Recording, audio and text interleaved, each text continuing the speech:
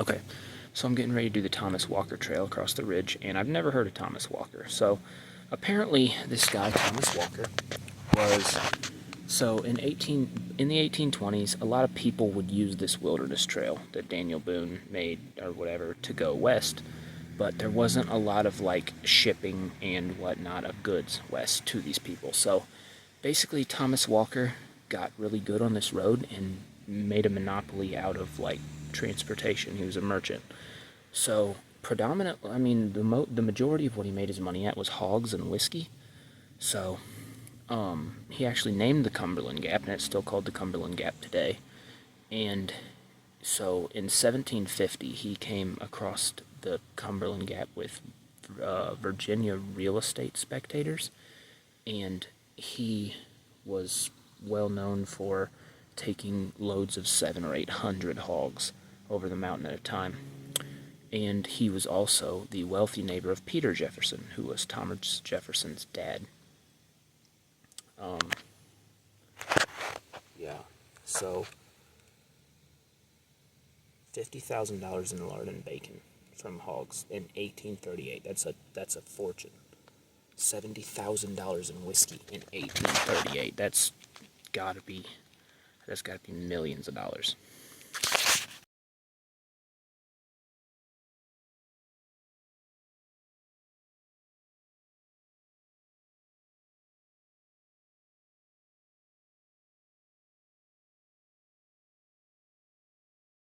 Alright, I've seen a few signs for this, but I didn't know what it meant. So this next half mile is called Object Lesson Road. Basically, this is the old roadbed, and it's like this matted down rock. But it's relatively smooth and pretty nice. So in 1907, they decided to make this, and it was called Object Lesson Road. So the voters in the days, and even earlier than the days of the Daniel Boone, the roads up the mountains were terrible, I can imagine. But so what they did was basically the brand new Department of Agriculture sponsored the building of this short segment of like smooth road, and they crushed the rock, graded it, patted it down, made it nice, and made it good. And they specifically designed it for good drainage of water, so it didn't wash out the entire side of the hill. So they used it as an object lesson to try to convince the voters that better roads up the mountain should be a priority. So, yeah, that's this potentially might have been the first this little half mile patch of road, which I mean it is a little washed out right now. But this hill in this half mile stretch might have actually been what convinced people that paving highways up mountains was necessary.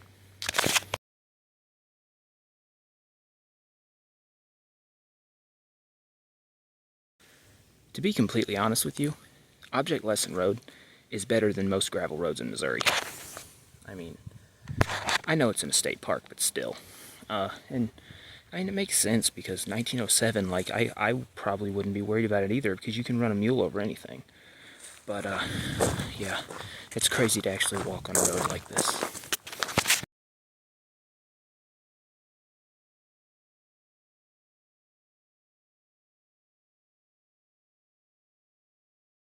Alright, so I'm done with Object Lesson Road, and this right here is called Indian Rock, which is weird because there's an Indian Rock State Park not 20 miles from here. So, yeah, I don't know what that's about, but it's the Indian Rock marked 1775.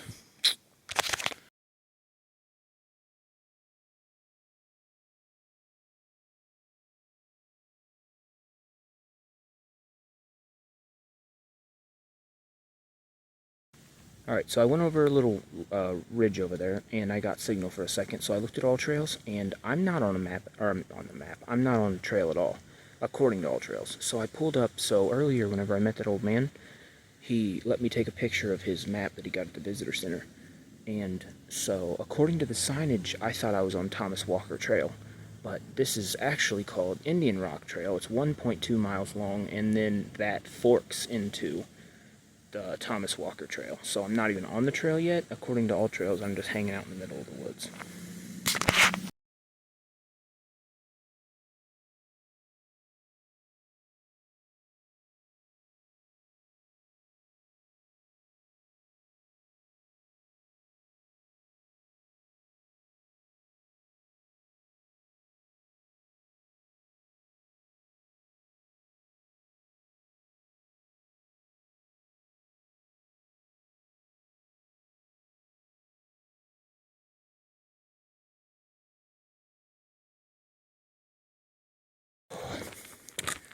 Alright, I'm a little calmer now. I actually bailed off the trail back there a little ways. And I'm just taking the highway back because the fucking bugs today, the gnats and shit. I don't know if I've just been hiking too many consecutive days or what, but the bugs are really, especially after the rain, starting to fucking get to me. Yeah, I got mad and said fuck you and threw my trekking poles down a ridge and then had to go find them. And yeah, I might just need a day off this shit. So hey, right here in this parking lot, this is only the second deer I've seen total since I left, Illinois, since I left Illinois. Yeah, you never see deer in Tennessee, Kentucky. Never. Alright, so I'm back to the Thomas Walker Trail. And 1.4 miles this way down the Thomas Walker Trail is the visitor center. So I'm going to go down to the visitor center and check it out and probably just come back, and then I'll do the rest of the Thomas Walker Trail. I think it'll go back toward the car.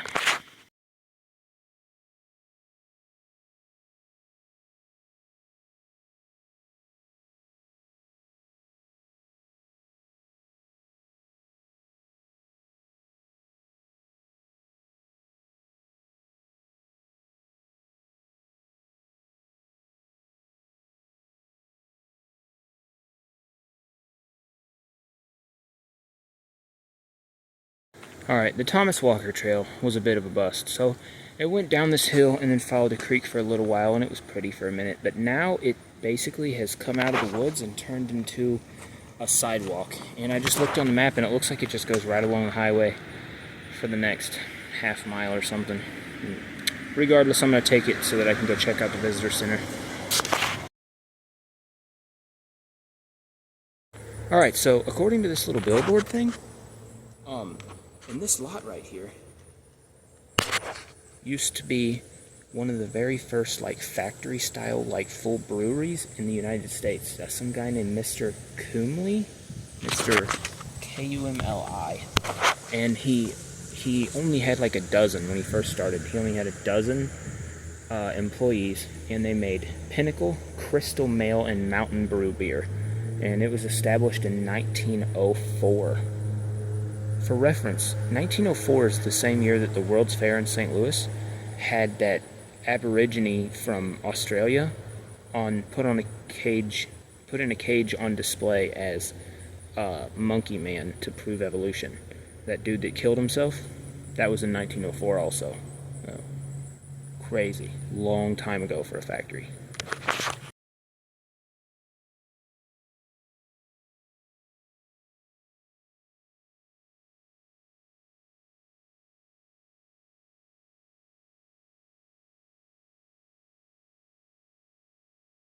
Well, to be honest, I knew it before I got here, due to the empty parking lot, but yeah, the visitor center is closed.